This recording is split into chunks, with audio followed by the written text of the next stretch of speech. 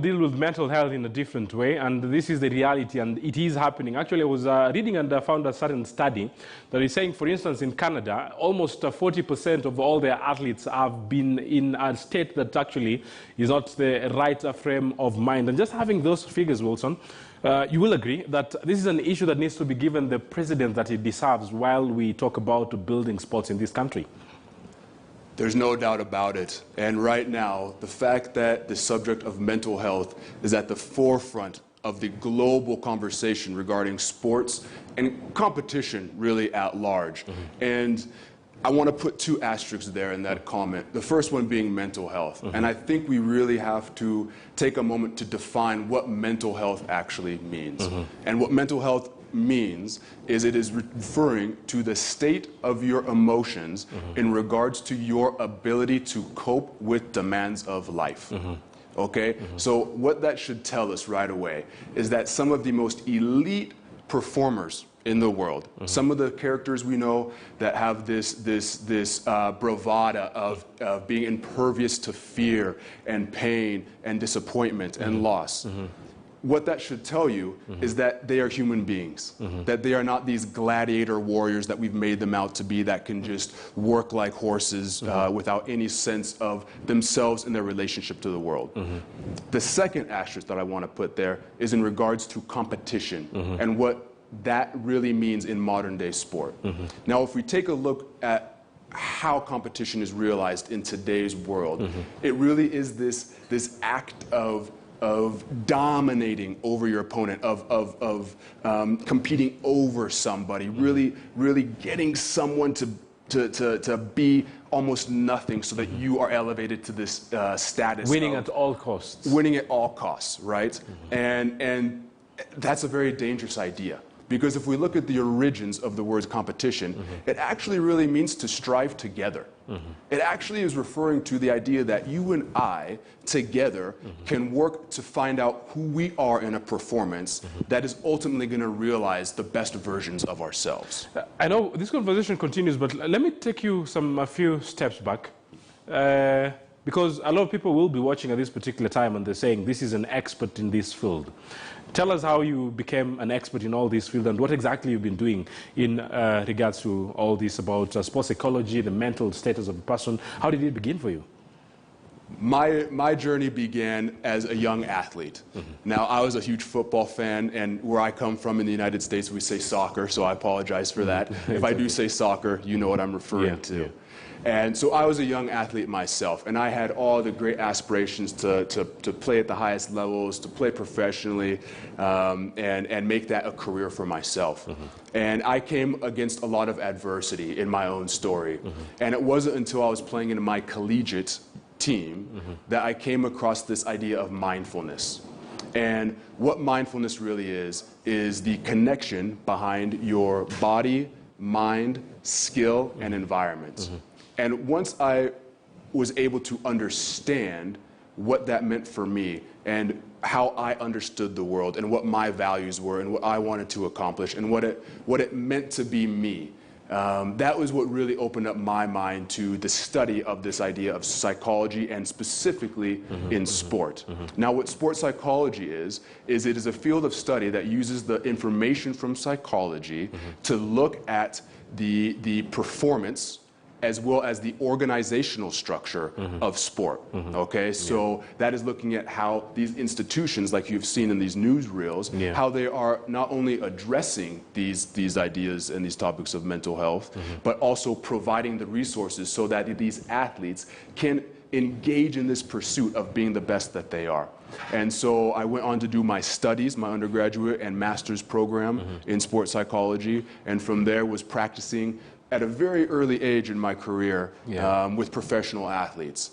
Now, being here in East Africa and in Kenya, my journey has evolved somewhat in the sense that now what I tell people is I work with individuals who are engaging in the pursuit to be the best versions of themselves in this life. And in order to do that, we have to redefine everything we've been taught about sports. Because the social structures of sport is what has engineered this current topic we have right now of mental health and mental issues in sport. Now, that's nothing new, but the fact that statistically speaking, 1/3 of the human population is diagnosed with anxiety disorder to some degree and some variation, that should tell us something. And so in my work now, what I do is we work with individuals and we work with organizations on how to create a positive relationship-based environment that, and you just mentioned this idea of winning at all costs. Yeah. And we don't really talk about winning anymore in my profession. What we actually talk about, because we don't want to reward outcome, we want to reward effort. If that's one takeaway you can have, we want to reward effort, not outcome. Okay, so we don't talk about winning, because if we're doing things right, if we are centered in ourselves, and again, this goes back to this idea of mindfulness, the relationship between our mind, body, environment, and skills, okay, and learning how to stitch all those together. When that is all centered, when that is all okay, when we are who we are supposed to be in a moment, the byproduct is winning. The byproduct are those desired outcomes that we're looking for. Let me tweak it a little bit, because this is a very, very important topic, you will agree. And then another person will ask, why have a conversation about sports psychology, the same thing, why have a conversation about the mental well-being of the athletes? How does it even feel, or what state of mind should it be for an athlete in the moment that he's winning, in the moment that at the same time that he's losing, when he has the stress factors that maybe will make him falter at that particular time, because they will always have to react differently in the different circumstances that they do find themselves in? That's a very good point, and that is true. And so what the conversation always comes back to is redefining who you are as a human being. That is where every conversation has to start, is who are you? Why are you here? We're talking about very serious and tough questions that we have to look in the mirror and ask ourselves. And so my role is to come alongside these performers in whatever domain it is, from business to sport, and unpack what those answers are. And in doing so, that is how we start to define our performances and those moments and those perceptions of winning and losing, right? We don't want to be naive. There is, when it comes to professional sports, specifically speaking, there is a bottom line where business has to meet entertainment to be sustainable. But in regards to the philosophy of why we're doing what we're doing and how it should be done, is that we want to empower the individual to be who they feel they are called to be. You know, we find that if, for example, if we're to take the world's elite performers from across the board, what we will find is from a very early age, they had this foreclosure of identity. And what I mean by that is that they were socially reinforced at something that they were good at, that they were superior at to others, their peers. And in doing so, in protecting that identity and avoiding having failure attached to that, they become very good at that. And some people become so good that they reach the world stages of their sport. Okay? So yes, there is winning and losing on paper. But in terms of the psychology of how that impacts your life directly, how that impacts your relationships, how that impacts your self-esteem and your confidence, that is where we work. And those are the areas where we try to bring back the power to the individual. I know from where you are, we've been able to see different athletes, top elite athletes. I'll use an example of Usain Bolt. Anytime he went to rest, even before competing, he used to fist bump the guy who's actually there taking care of his clothes. And then after all, eat, we know his celebration and all that. Michael Phelps, for instance, on his side before swimming, he would sit with his headphones. Sometimes he made faces and all that. How does this affect the preparation while going to race? Well, so every athlete has their own individual psychological framework. Now, I don't know Michael Phelps personally. I don't know Usain Bolt personally. But what we can observe from how they behave in regards to preparing for a performance, those are what we call routines.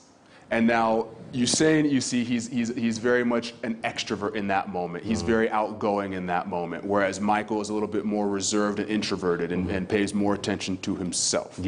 Now, everyone is going to have a different process. And it's not just in sport as well. Brain surgeons have a different preparation process. Yeah, sure. Musicians, entertainers have a different way in which they prepare to, and I'm going to say this very directly, be vulnerable. Yeah, yeah. Because when you're out there performing and really going for it, you are making yourself vulnerable emotionally, and in some spaces even physically, to physical harm. And that's something we have to honor and respect. And so when we're working with these athletes in regards to how they prepare for their performances, it can look in a variety of different ways. One thing that we really like to focus on is mindfulness.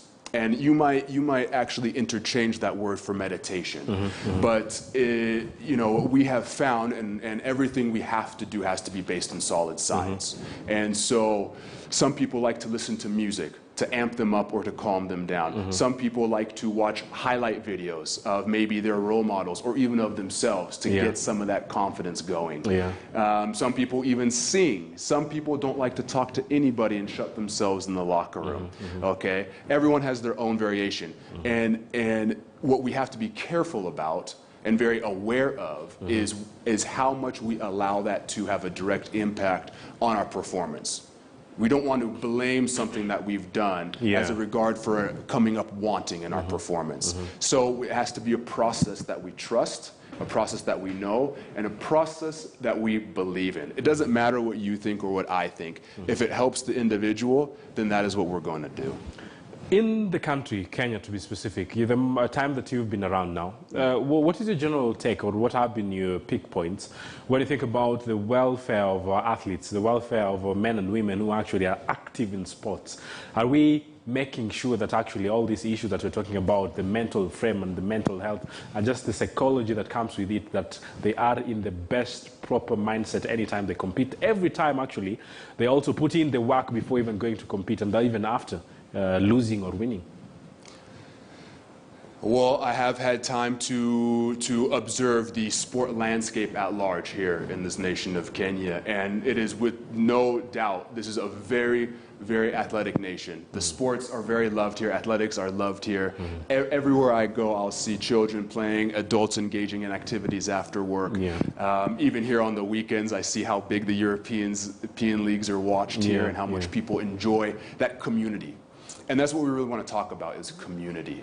Now, I have not had the privilege of being able to speak with the institutions here in the country, but if we were to look at what some of the leading sport countries are in the world and what they have incorporated into their sport model and their sport development model in regarding to youth development, we can see that they employ a myriad of scientific-based models, such as kinesiology, even going into sleep development now. That is a huge field in regards to studying sleep behaviors and sleep patterns and how to augment that. Now, if we look at what this last Olympics has showed us, it has showed us that there are psychological staff available, from sports psychology to counseling to clinical psychology, are available to these elite athletes. Now, we have to ask ourselves, why is that? What is the value that that brings to these athletes and their not just performances, but their lives? Because if we're only doing all of this just for the individual, just for individual gain, then we've really missed the point here. Because to do something extraordinary, you have to have people around you. Sure. And so the question really needs to be, what are we missing?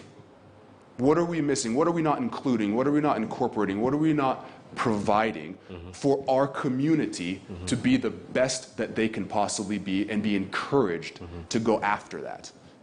So like I said, it's a very vulnerable moment where people are exposing themselves emotionally and even physically. So when we look at the fact that there are the leading sport nations that are employing sports psychologists, I think you mentioned earlier you're a Man City fan. Manchester United. Or sorry, Manchester City United. Sorry, that could be deadly. That could be deadly. So if we look at even those clubs, they all have sports psychologists employed and even sub-staff below that. To meet those needs of those individuals. And yes, resources is a question mark. But at the end of the day, if some of the best athletes in the world are raising their hand and saying, hey, hold on, we got to stop. I want to invest in my inner life, my inner self. I think we might need to listen to that. Because it is the best thing, and that is what needs to be done. We'll take a short commercial break, but when we come back, this conversation actually will continue for some few minutes, because we want to know how well actually should we actually prepare our athletes. How well should we say that we're taking care of our own anytime that actually they are trying as much as possible to say that they are competing, they are planning to just go out there and represent the country. But at the same time, I think we will also pick up some points on what should Kenya do, because as a country, if other countries have been able to go some strides ahead, then we can also do some catch-up, and maybe there are some pointers that we should do as a nation to say that we are taking care of our mental state of the athletes the best way that we can. We've lost individuals here in the country, athletes for that matter, and we've seen an athlete that has hanged him or herself, an athlete that has been murdered actually allegedly by the husband.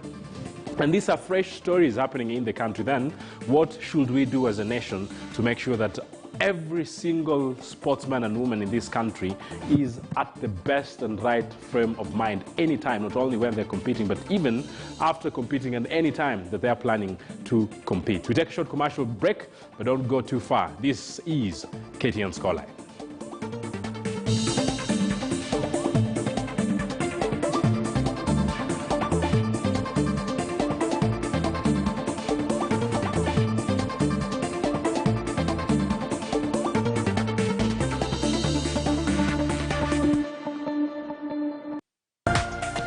This is KTN News.